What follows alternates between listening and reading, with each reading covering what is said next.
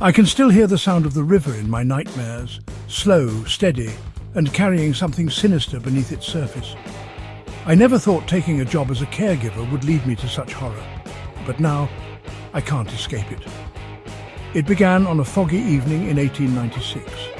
I was desperate for work, and I answered an ad in the newspaper.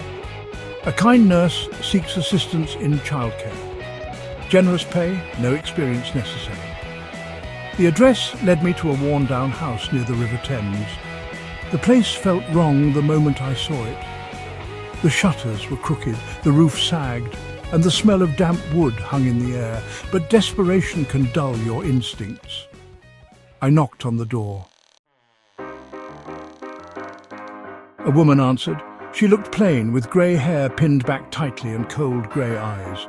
She introduced herself as Mrs. Thomas, smiling as though she was doing me a favour. "Mrs. Thomas, you'll be helping me care for little ones. You'll find this work very rewarding." Her smile didn't reach her eyes. Inside, the house felt colder than the outside air. The walls were bare, the furniture sparse. She led me to a small room with several cots lined against the walls. "Mrs. Thomas, this is where the babies sleep." The room was eerily quiet. I didn't see any babies, just a pile of folded clothes in the corner. "Mrs. Thomas, they're resting. You'll meet them soon enough." The unease in my stomach grew, but I convinced myself I was imagining things. That night she showed me to my room, a cramped, windowless space at the back of the house.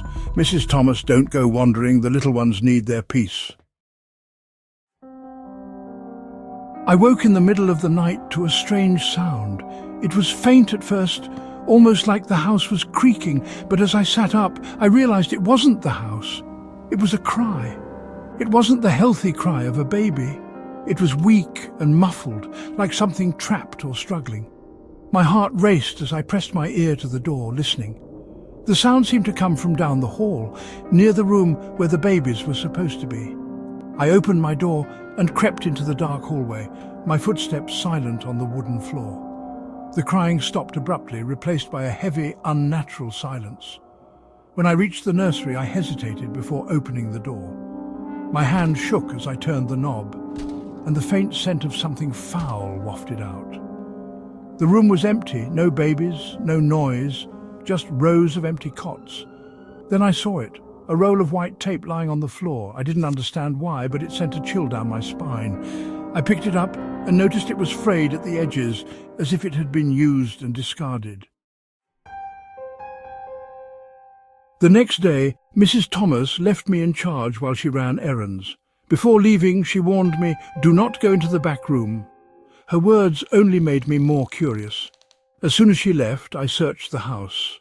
I found the back room easily. It was locked, but the key hung on a hook by the door.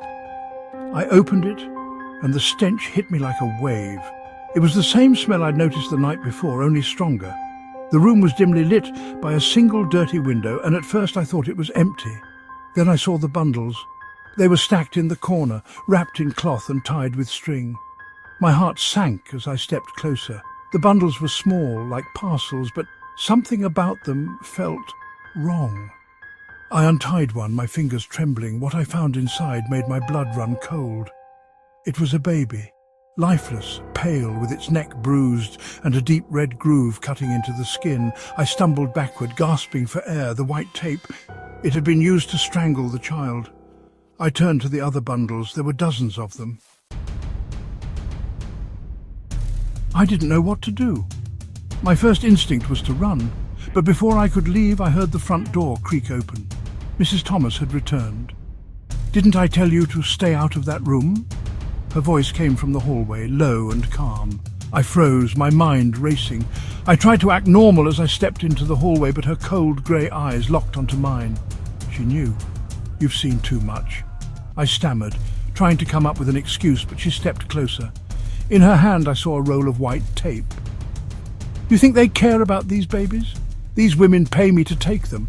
They don't want them, and neither does the world." Her face twisted into something monstrous as she lunged at me. I dodged her, running down the hallway. I sprinted through the house, her footsteps pounding behind me. The front door was locked, so I ran toward the kitchen, where a side door led to the yard. I fumbled with the latch, my fingers slick with sweat, but I managed to pull it open. Behind me I heard her laugh. "You won't get far." I didn't stop to look back. I ran and ran until I reached the nearest police station. The police raided the house that same night. They found everything I had seen: the bundles, the tape, the letters from desperate mothers. They also found evidence of hundreds of victims. Mrs. Thomas wasn't her real name. Her true identity was Amelia Dyer, a notorious baby farmer who had been killing infants for years. She confessed to strangling the babies and dumping their bodies in the River Thames. Amelia Dyer was hanged for her crimes, but her face still haunts me. I can't forget her cold grey eyes or the sound of her voice, calm and cruel, as she justified the deaths of innocent children. Even now, I can't go near the river without feeling a chill. Some nights when the fog is thick, I swear I hear faint cries carried on the wind, and when I close my eyes, I see the bundles in the corner of that room, each one holding a tiny soul stolen by her hands. I escaped, but the memories will never leave me. The evil I encountered that night wasn't just in Amelia Dyer. It lingers like the fog on the Thames, silent and waiting.